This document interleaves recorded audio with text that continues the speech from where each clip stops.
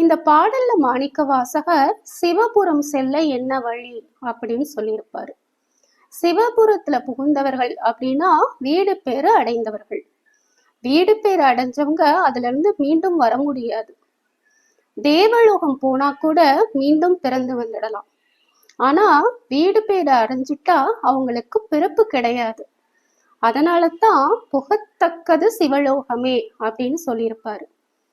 அப்படிப்பட்ட சிவபுரம் போக என்ன வழின்னு பார்ப்போம். சிவலோகம் புகணும் அப்படின்னா முதல்ல அந்த உயிர் தன்கிட்ட ஒட்டிட்டு இருக்கிற அறுவகை குற்றங்களான காமம், குரோதம், லோபம், மோகம், மதம், மாச்சரியம் அப்படிங்கிற அறுவகை குற்றங்களையும் ஆணவம், கண்மம், மாயை என்ற மும்மலங்களையும் முற்றிலுமா நீக்கணும். ஆனா இதையெல்லாம் நம்ம நினைச்சா மட்டும் நீக்க முடியாது. இறைவன் உதவி பண்ணினாதான் இது நடக்கும். அவர் நினைச்சாதான் இந்த உலகப்பற்றை எல்லாம் நம்மால அறுக்க முடியும். உலகப்பற்றை விட்டா மட்டும் போதாது. நம் தந்தையுமான நம் தலைவனுமான நம்மை ஆட்கொண்டருள் சிவபெருமானோட திருவடியில அன்பு வச்சு உருகணும். உலகப்பற்றோட இருக்கும்போது நமக்கு நிறைய இன்பங்கள் கிடைச்சிருக்கும். இந்த இன்பத்தை எல்லாம் விட்டுட்டு இறைவனோட திருவடிக்கு அன்பு செலுத்தினா ஏதாவது இன்பம் கிடைக்குமா அப்படிங்கிற சந்தேகம் நமக்கு வரும். கண்டிப்பா கிடைக்கும். இறைவனோட திருவடியின் மீது அன்பு செலுத்த செலுத்த பேரின்பம் கிடைக்கும். அந்த இன்பம் எப்படி இருக்கும் அப்படின்னு மாணிக்கவாசகர் இந்த பாடல்ல அவ்வளவு அழகா சொல்லியிருப்பாரு.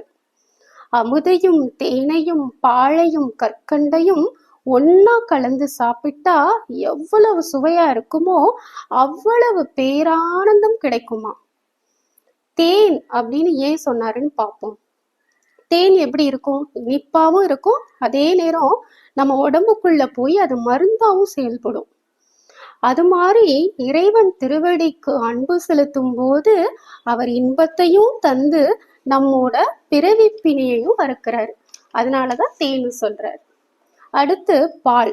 பால்ல நெய் மறைஞ்சிருக்கு, அது நமக்கு தெரியாது. அது மாதிரி இறைவன் திருவடிக்குள்ளதான் வீடு பேரு என்ற நெய் மறைஞ்சிருக்கு. அதனாலதான் பாலை சொல்லியிருப்பாரு. அடுத்து கட்டி. கட்டினா வெள்ளைக்கட்டி.